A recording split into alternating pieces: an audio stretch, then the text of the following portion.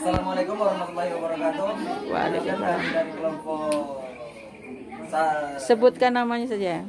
Kami dari kelompok Mulia Azura, Adriani, Aidil, Mikael Pratama, dan Muhammad Syawal.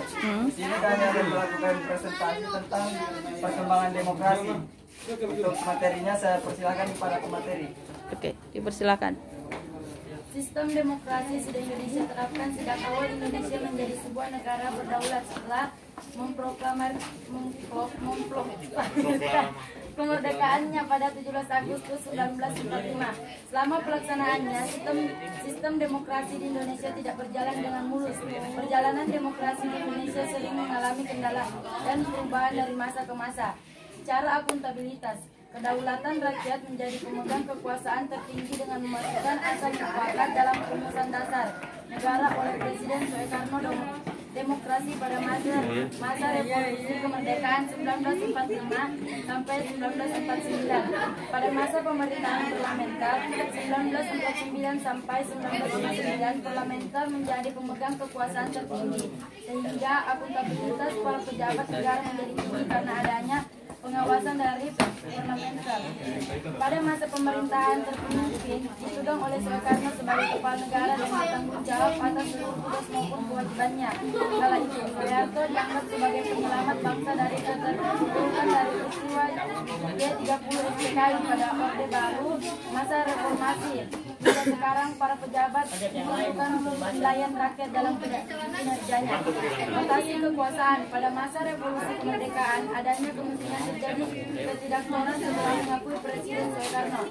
Seiring terjadinya perombakan kabinet yang disebabkan adanya kebebasan partai politik untuk memilih ketua dan anggota pengurus yang terjadi pada masa parlementer.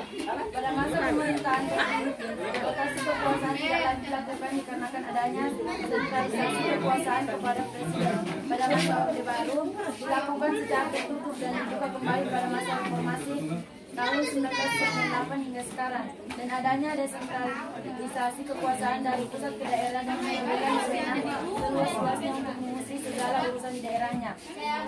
Rekrutmen politik, pemerintahan membebaskan terbentuknya partai politik tahun 1945 sampai 1949 dan masa parlementer. Partai politik mempunyai kebebasan dalam merekrut para pemimpin pada masa pemerintahan terpimpin. Pola rekrutmen dipegang oleh presiden kemudian dicampur oleh kekuasaan presiden pada masa Orde Baru. Lalu diselenggarakan secara langsung melalui pemilu pada 1998 hingga sekarang. Pemilihan umum. Pada masa awal kemerdekaan dan terlaksananya pemilu sebab oleh konstitusi dan kondisi saat itu tidak memungkinkan masa pemerintahan parlementer, pemilu dapat terlaksana namun belum menerapkan sistem demokrasi dengan baik. Kemudian masa pemerintahan terpemimpin pada masa demokrasi pemilu tidak lagi dilaksanakan. Masa Orde Baru pelaksanaan pemilu dilaksanakan namun tidak langsung dengan sama sesuai asas demokrasi, dan diiringi adanya berbagai penyimpangan hingga masa reformasi 1998. Pemilu terlaksana dengan baik sesuai asas demokrasi. Pemenuhan hak dasar. Seluruh warga pada masa revolusi kemerdekaan dianggap dewasa untuk mempunyai hak dalam berpolitik. Pada masa parlementer dilaksanakan secara baik dengan membebaskan masyarakat membentuk serikat, namun dibatasi begitu juga peran pers pada pemerintahan terpemimpin. Batasi dan akhirnya negara menjamin pemenuhan hak dasar warga negaranya. Perubahan undang-undang 1945. Faktor yang melatar belakangi perubahan undang-undang, kekuasaan presiden dan integritas yang terlalu luas, keikutsertaan ABRI dalam keanggotaan parlemen, desentralisasi pemerintahan daerah yang masih sentralistik, kurangnya sistem dan keseimbangan pada institusi yang seperti pemerintah, terbatasnya mengenai jaminan hak asasi manusia. Perubahan dilakukan melalui proses pembuatan rancangan undang-undang RUU yang diusulkan oleh DPR dan disetujui oleh MPR. Pada periode 1999 sampai 2002, undang-undang mengalami 4 kali amandemen. Perubahan pembagian kekuasaan antara lembaga negara, eksekutif, legislatif, dan yudikatif. Menjadi lebih jelas, presiden memiliki masa jabatan yang jelas, fixed pada mekanisme pilihan antara presiden dan lembaga negara lainnya. Ada mekanisme impeachment bagi presiden dan wakil presiden. Berlaku demokrasi terhadap pandangan, perasaan, dan sikap yang mempunyai kesamaan di masa tanggung jawab dan menghargai pendapat orang lain. Oke. Saja yang dapat kami sampaikan, kurang lebihnya kami mohon maaf. Assalamualaikum warahmatullahi wabarakatuh. Oke, terima kasih. Belum dibubarkan ya. Ibu akan mengomentari dulu hasil dari kerja kalian. Yang kalian sampaikan tadi sehubungan dengan perkembangan demokrasi dari masa ke masa ya. Mulai dari tahun 1945 hingga sekarang. Nah, ingin Ibu ingin sedikit mengingat dari apa yang sudah disampaikan sama Aulia tadi, itu luar biasa detail. Kalau kalian memahami semua, otomatis kamu akan benar-benar memahami bagaimana perkembangan demokrasi di Indonesia, mulai dari presiden pertama sampai presiden kita yang ke-8 ya, bukan terakhir tuh, 8.